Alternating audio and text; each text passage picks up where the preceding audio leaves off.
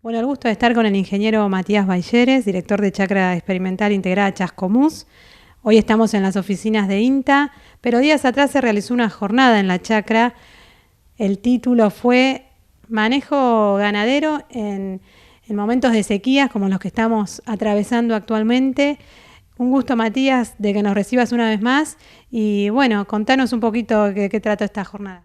Gracias, Florencia, el gusto es nuestro poder difundir esto y sí, tal cual fue hace 3 o 4 días, no me acuerdo, y seguimos igual o un poquitito peor, porque al no llover y la demanda seguir siendo en forma creciente por la época que estamos, nos pone en alerta y nos obliga a difundir este contexto para que los productores tomen conciencia, tomen más conciencia o hasta les dé miedo, que está bueno como para empezar a elaborar un plan en cuanto a esto. Lo que se ve en la diaria, yendo al campo o por otras zonas, y lo que se ve por las imágenes satelitales que nos ofrece INTA Castelar, ya sea índice verde o el mapa de estado hídrico de los suelos, nos pone muy en alertas. Y bueno, recopilamos unos cuantos trabajos que venimos haciendo en otros momentos de sequía y los pusimos en forma de presentación y luego la vista en práctica en la recorrida a campo. Creemos que es importante actuar en consecuencia y cuanto antes menores serán las pérdidas, que hay que asumir que es un contexto que se va a perder algo, ya sea, ojalá no sea producción de carne, pero sí se va a perder producción de forraje o reservas futuras. Las paradas que hicimos fue en función de lo que comentábamos, ¿no? Tuvimos una parada en un raigras que estaba muy bueno y que estaba destinado a reservas, a silaje, y que no vamos a pensar en reservas cuando la urgencia la tenemos ahora, y le cambiamos el destino y estaban en pastoreo vacas de cría con ternero al pie de más de 2 pariciones. Las de menos de 2 pariciones, vaquillona de primera aparición y vaquillona de segunda aparición, mostramos en la segunda parada los terneros destetados, que es una medida también como para bajar requerimiento. Por separado tiene más costo porque el ternero lo tengo que alimentar con balanceado, pero son más eficientes. Rápidamente le bajo el requerimiento a esa vaca y puede que mantenga el estado y seguramente tenga más chances de preñarse. Y me estaba olvidando, perdón, antes también en la pasada mostramos un pequeño ensayo de distintas alturas de pastoreo, que como recomendación es pastoreos más livianos en un principio, dejar que la planta siga trabajando, fotosintetizando y por ende un sistema de raíces más saludable, que explore mejor e intente captar más agua. Segunda vuelta, si no llueve, sí me tendré que comer todo, pero no de primera instancia. También vimos a la pasada un ensayo de pastoreo horario, de restringir en forma de horas el consumo. Con esto podemos alimentar en un 70-80% de lo que el animal normalmente comería y con eso estirar el horizonte de comida un poco más lejos a la espera siempre de una lluvia. El tema reservas que lo comentamos, de poner mucha atención a futuro, tener reservas para paliar estas situaciones de crisis, o si tenemos que echar mano ahora a la compra de reservas, evaluar bien precio y calidad. Precio y calidad, lo más común es el rollo, pero puede que sea lo más caro en función si uno ajusta en calidad nutritiva, en ejemplo, kilogramos de materia digestible o porcentaje de proteína. Puede que muchas veces hasta un maíz en grano para suplementar o un balanceado sea más barato. Y por último, no tan relacionado al tema, es que lo vimos también en la jornada y fue uno de los pies con el bombeo solar, es la importancia que tiene el agua que muchas veces no le damos tanta magnitud, y en este contexto que se nos acaban los arroyitos, las lagunas, los bajitos con agua, los canalcitos, nos quedamos sin fuente natural, lo cual va a tener que ir a la bebida y por ahí dependemos de una capacidad de almacenaje corta y días sin viento. Ojalá no pase, pero puede que extrañemos el agua. Y sin agua el funcionamiento del animal ya no es el mismo. El agua es un limitador del consumo y para tener animales en buen estado es fundamental que consuman materia seca, pasto. Bien, y en esta jornada estuvo presente una empresa de bombeo solar justamente, bueno, y contó ahí los beneficios que esto trae, ¿no? Sí, tal cual. Estuvo el licenciado Pablo Greco, gerente y dueño de Isuma Solar, y sí, dio una presentación muy didáctica con todos los beneficios y la simpleza que esto tiene, que a mi parecer es una tecnología que ya está al alcance, muy al alcance, y debería explotar como han explotado otras tecnologías. Por ejemplo, el caso de Manantiales, que lo tenemos hace casi 5 años, va de 6 de la mañana a 8 y algo de la noche, mientras que tenga un poquito de radiación solar y por más que no haya viento, sigue funcionando igual. Continuamos desde INTA Chascomús. Vamos a conversar ahora con el ingeniero agrónomo José Otondo, quien fue otro de los disertantes en esta jornada sobre manejo ganadero en situaciones de sequía. Hola, ¿qué tal, Florencia? Un gusto. A mí me tocó contar la experiencia que tuvimos el año pasado, que también fue de una primavera seca, y cómo enfrentamos el problema. Básicamente nosotros todos los años lo que hacemos es en el sistema de cría semi-intensivo, hacemos una ecografía en diciembre, a fines de diciembre, para evaluar cómo viene la preñez. En octubre hacemos sincronización, inseminamos y luego hacemos repaso con toro. Y en diciembre ya podemos detectar, a fines de diciembre, cuántas animales hay preñadas por inseminación y cuántas por toro. En general, en los últimos 10 años estamos alrededor del 80% preñado para esa fecha en diciembre. El año pasado, con la sequía, similar a la de este año, por ahí un poco menos intensa, encontramos que estábamos solamente con la mitad de las vacas preñadas. Entonces decidimos hacer un destete de todos los animales que estaban vacíos y una nueva sincronización para estimular durante el último mes de servicio la preñez de las vacas. Básicamente fue lo que contamos cómo nos fue ese año, porque puede que este año se repita la situación de que por la seca vengamos con muchas vacas vacías y tengamos que actuar de alguna manera para tratar de hacer lo que se pueda para aumentar la cantidad de vacas preñadas. El año pasado, en ese momento, decidimos retirarle los terneros, hacer una alimentación especial a los terneros y resincronizar a todas las vacas que estaban vacías. Y con esto logramos una muy buena preñez final y el resultado productivo en los terneros también fue bastante bueno. Eso fue lo que contamos. Con los terneros destetados, pensemos que lo estábamos destetando a fin de diciembre con 125 kilos de promedio. Lo que hicimos fue separar en 2 rodeos los terneros más pequeñitos, los de menos de 100 kilos. Le dimos una alimentación especial en corral, de un alimento con 18% de proteína y rollos durante fin de diciembre, enero, febrero y marzo, 3 meses, 103 días. Esto tuvo un costo alrededor de 10.000 pesos por ternero. Y llegamos a fin de marzo con un ternero de 188 kilos. Mientras que los terneros de más de 100 kilos le dimos otra alimentación, le dimos otro concentrado de un poco menos de proteína, de 15% de proteína, y los llevamos a un potrero. Estuvieron una semana en el corral hasta que se destetaron bien y aprendieron a comer, y luego fueron a un potrero a comer pasto más este alimento proteico. Y también llegamos al cabo de los 103 días a un peso similar a los más chiquitos, con un costo menor porque el alimento era un poco más barato. En este caso el costo fue alrededor de 7.500 pesos, actualizado a los precios de hoy. Digo actualizado a los precios de hoy porque por ahí quien esté pensando en hacerlo, más o menos que tenga una idea de cuánto le va a salir mantener un ternero en una situación de destete anticipado. Bueno, y respecto de las vacas, que fue lo más importante, nosotros estábamos en un 40% de preñez, llegamos hasta un 91% de preñez final, lo cual es muy bueno, y como segundo beneficio fue que el estado corporal de la vaca, una vez que destetamos el ternero, se recuperó notablemente, venía perdiendo peso y la tendencia se invirtió, primero se mantuvo y después con las lluvias de enero la vaca empezó a ganar peso y llegamos a la época de marzo, abril, con una vaca en muy buena condición corporal que nos permitió afrontar el invierno que pasó, que fue bastante seco, bastante bien, por lo cual hoy llegamos a la vaca llegamos con la vaca a pesar de una situación de sequía bastante bien. Contamos esto, decidimos contar esto durante la charla porque creemos que puede ser una herramienta para esta nueva sequía que se está viendo. Este año posiblemente hagamos lo mismo y en el caso particular de la vaquillona de primera aparición ya se empezó a hacer porque es el animal más delicado en su segunda preñez. Una de las paradas fue en este rodeo semi-intensivo donde se hizo este anticipado el año pasado. Aquí vimos una nueva instalación que tenemos. Este año hicimos un diseño nuevo del sistema. Este sistema dejó de utilizar insumos y entonces se basa totalmente en la utilización del pastizal natural, para lo cual incrementamos la frecuencia de rotación de las parcelas como una estrategia para poder mantener la carga. Y además llevamos el agua a las parcelas.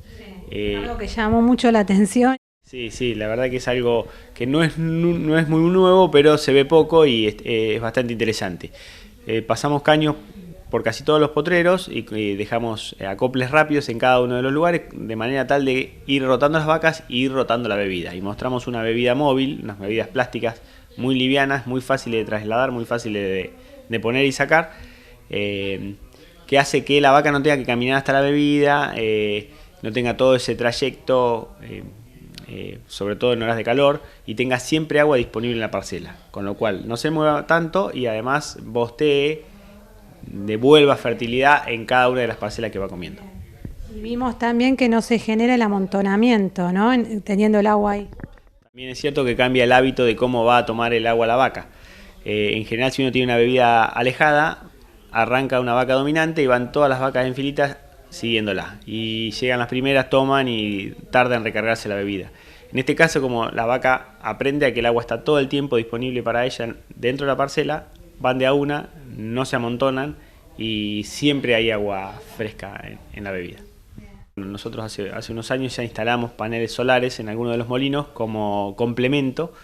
La verdad que están teniendo excelentes resultados desde el punto de vista de durabilidad, de que no se rompen y además que se complementa muy bien porque en general en verano, cuando es que falta el viento y que se necesita más el agua, es cuando más trabaja el panel.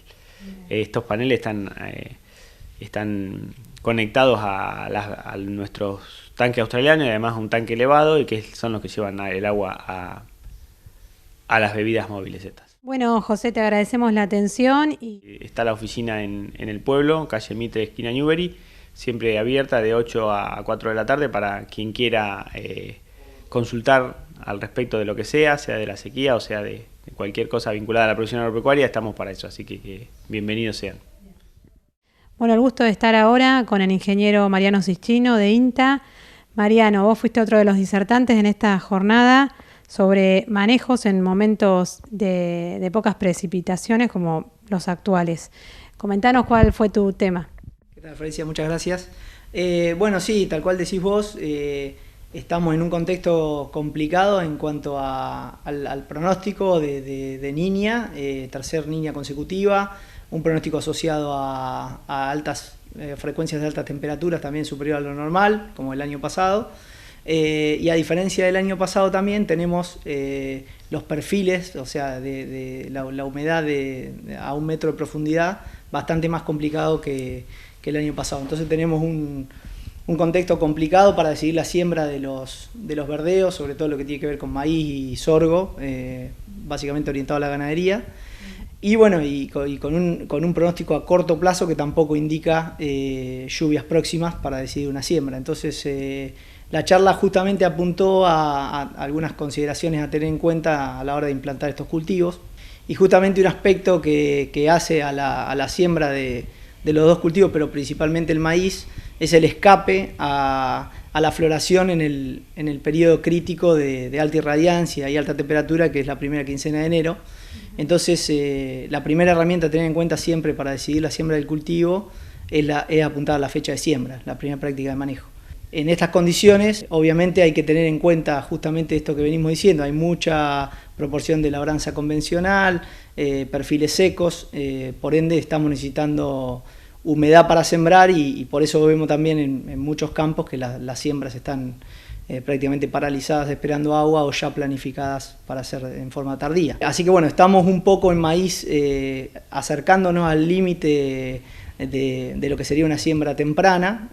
Nos quedan algunos días más en caso de tener alguna posibilidad de precipitación. Y si no, ya las siembras después del 25 o 30 de octubre nos estarían llevando el periodo crítico a la primera quincena de enero, donde es más frecuente estos golpes de calor o estos estreses hídricos que sabemos que tanto afectan el rendimiento del maíz.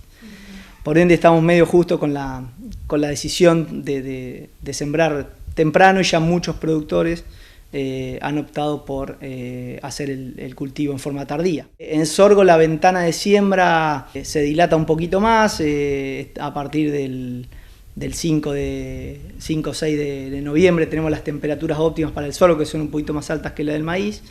Por eso tenemos todavía esa ventanita de posibilidades de hacer las siembras de sorgo en caso que tengamos alguna lluvia. Y sobre todo la recomendación en caso de hacer sorgos siempre es empezar por los sorgos forrajeros, porque en realidad lo que más siempre necesitamos es la comida de fin de año, principios de enero, y además por no exponer el periodo crítico del sorgo a meses de enero, porque lo vamos a estar consumiendo. Después sí seguir con los otros destinos del cultivo, que pueden llegar a ser silajes o sorgos diferidos. Y en caso de decidir por esta falta de precipitaciones ya planificar siembras de maíz tardío, también una pregunta que surge muchas veces, y surgió también el año pasado con las lluvias copiosas que hubo en enero, es hasta cuándo dilatar la fecha de tardía, o sea, hasta cuándo estirar la siembra.